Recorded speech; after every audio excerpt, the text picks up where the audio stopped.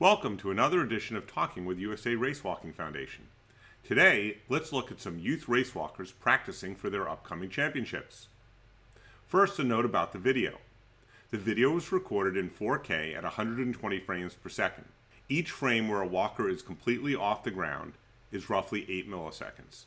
So 5 or 6 frames where they're completely off the ground is still considered illegal and not having visible loss of contact. All 4 walkers, the oldest of whom is 12, are completely legal racewalkers. 3 have a flight phase, but it shouldn't be detected by the human eye at full speed.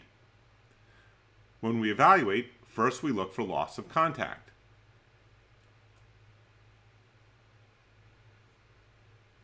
Then once the foot is in contact with the ground, we can see that all of them have their legs straightened at the moment of contact with the ground, and it stays straightened through the vertical position. And so, as we've said earlier, there are no issues here with legality.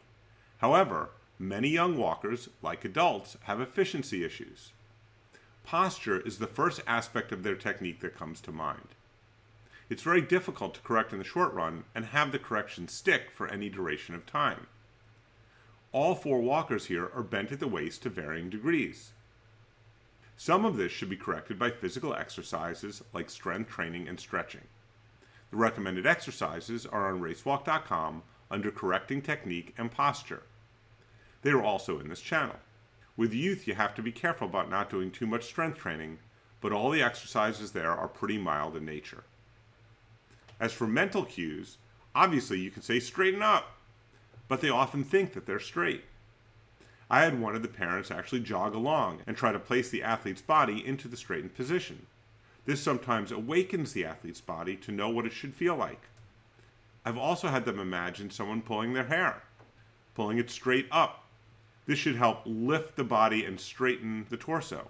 Obviously, we don't physically do this, but the mental image can help straighten a bent posture.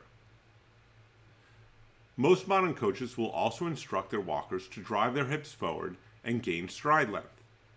Bending forward at the waist restricts this motion.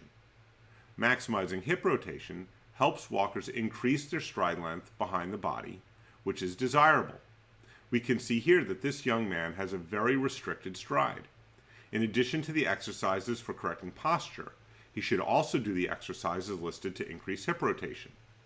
However, there's another aspect of his stride that he and the first 3 walkers all need improvement, and that's arm swing. Ideally, we want the hands to trace back behind the hips. This opens the stride and allows a more efficient gait. Arms should be held at roughly 90 degrees, with the arm angle staying constant throughout the stride. With these few changes, the athletes can improve their already legal technique and maximize efficiency to have championship form.